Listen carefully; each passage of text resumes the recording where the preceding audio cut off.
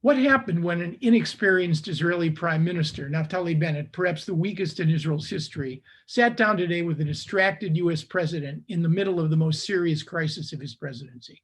Here are my three takeaways. First, both leaders clearly have a major stake in projecting an aura of warmth and trust and closeness in order to demonstrate that the page has been turned from the dysfunction of the Netanyahu years. The idea is to find the balance between the partisan sugar high of the Trump years and the sort of soap opera roller coaster ups and downs of relations between Benjamin Netanyahu and President Obama during his term in office. Second, it should be clear to Biden that his world does not begin and end with Israel. Facing the greatest challenge of national recovery of any American president since FDR, and now the Afghan crisis, it's clear he's preoccupied and has other priorities. Still, the most important issue in the region, what to do about Iran's putative search to weaponize on the nuclear side, is a critical issue that could draw the administration back into conflict.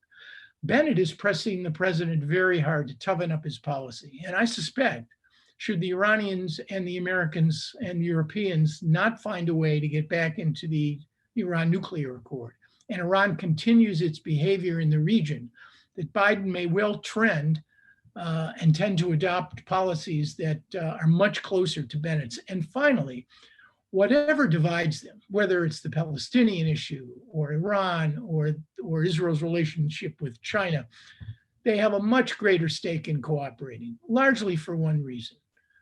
Bennett and Biden want to avoid at all costs the return of Benjamin Netanyahu, who now leads the opposition in Israel.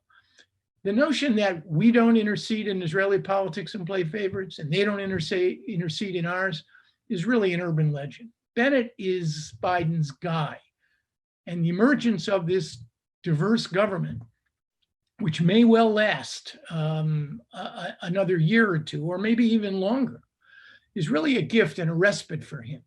Today was about getting along. There'll be plenty of time to argue in the future about everything that divides them.